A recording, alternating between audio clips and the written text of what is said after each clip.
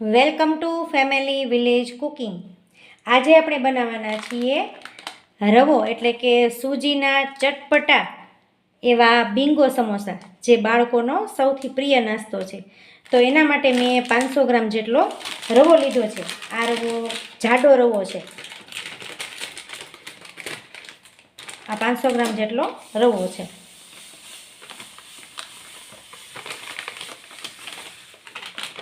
આ રવો સે જાડો કરકરો છે, ઝીણો રવો નથી. તમે આની અંદર ઝીણો રવો લઈએ તો પણ ચાલે અને જાડો રવો લઈએ તો પણ ચાલે, પરંતુ આ રવાને આપણે મિક્સર ગ્રાઇન્ડરની અંદર સરસ રીતે ગ્રાઇન્ડ કરી લેવાનો છે, એટલે સરસ રીતે દળીને લોટ કરી દેવાનો છે. તો ચાલો આપણે આને દળી લઈએ. હવે આપણો રવો છે એ સરસ રીતે દળાઈ ગયો છે. હવે એનો આપણે લોટ બાંધવાનો છે. લોટ બાંધતી વખતે ખાલી પાણી નાખવાનું છે, પાણીથી જ લોટ બાંધવાનો છે. એની અંદર એક પણ પ્રકારનું મીઠું, હળદર કે ચટણી, કોઈ પણ પ્રકારનો મસાલો એની અંદર એડ કરવાનો નથી. ખાલી પાણીથી આપણે લોટ બાંધી દેવાનો છે.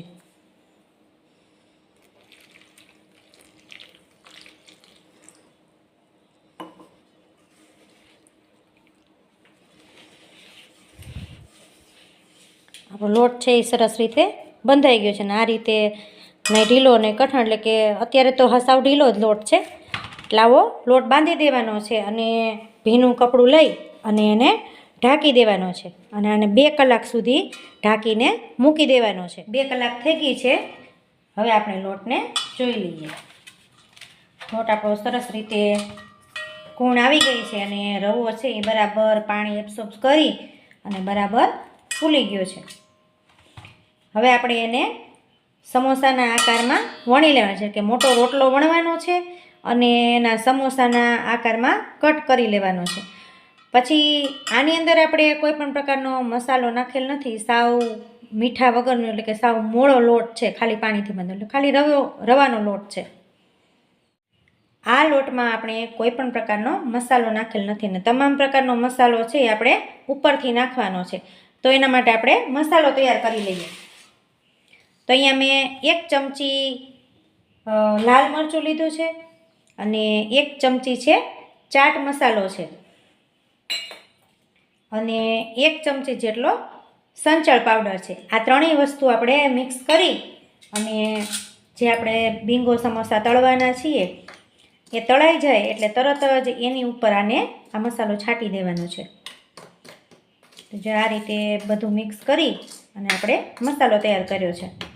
હવે આપણે તેલ ગરમ મૂકી દઈશું એક બાજુ, અને તેલ ગરમ થાય ત્યાં સુધીમાં આપણે આ જે લોટ બાંધ્યો છે રવાનો, એનો મોટો રોટલો વણી લઈએ. પણ ખાસ ધ્યાન રાખવાનું છે કે લુવો મીડિયમ સાઇઝનો લેવાનો અને રોટલો છે એકદમ પાતળો વણવાનો છે.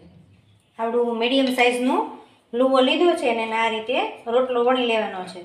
રોટલો એકદમ પાતળો કરવાનો છે, જેથી તેલમાં નાખીએ એટલે ફૂલી પણ જાય અને કડકડીઓ પણ થાય.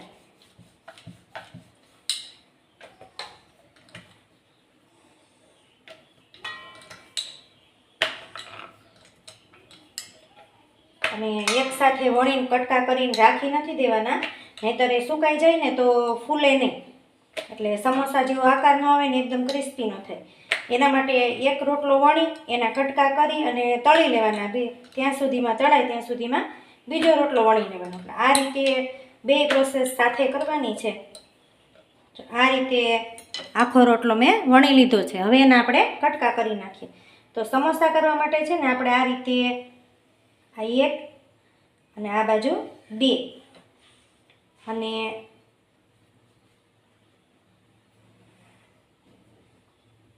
આમ ઊભા પણ 1 અને બેટલા ચોરસ ટુકડા કરીએ અને પછી વચ્ચેનો ભાગ છે ને ત્યાંથી આપણે આ રીતે લેશું અને અહીંયા પણ વચ્ચેનો ભાગ છે ત્યાંથી આ રીતે કટ કરી લેશું. અને પછી ઊભા ભાગમાં, એટલે સરસ મજાના આપણા ટ્રાયેંગલ તૈયાર થઈ જશે. જો આ રીતે કટ કરી લેવાનો છે એટલે આપણા સરસ મજાના ટ્રાયેંગલ તૈયાર થઈ ગયા છે. એટલે સરસ એ સમોસાનો શેપ લઈ લેશે.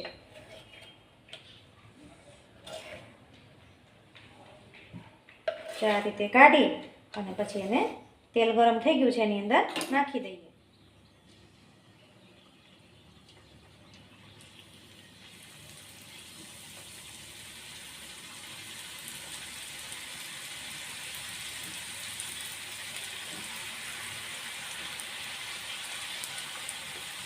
જો એકદમ ફૂલીને દડા જેવા થાય છે બધા જ, અને એકદમ ક્રિસ્પી થશે.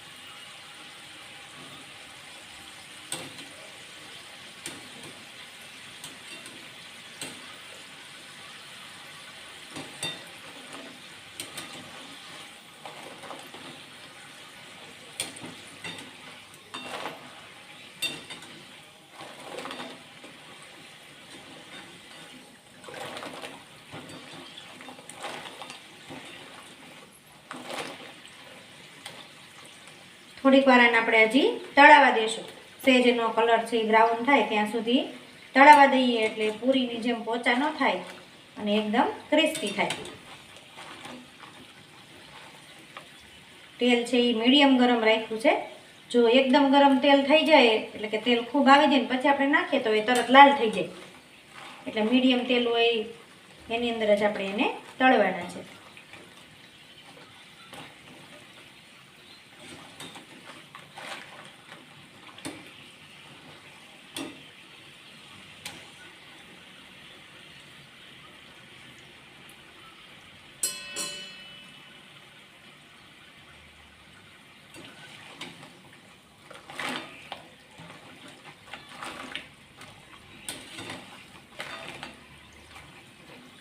જો સરસ રીતે આપણા સમોસા છે એ તળાઈ ગયા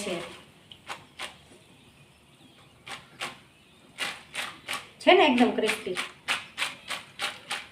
એના અવાજ ઉપરથી લાગે છે કે એકદમ ક્રિસ્પી છે.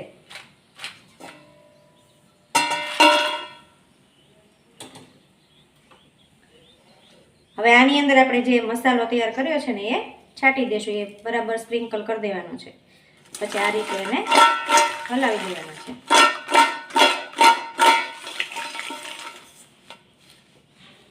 જો એકદમ સરસ મજાના ક્રિસ્પી આપણા બિંગો સમોસા તૈયાર છે.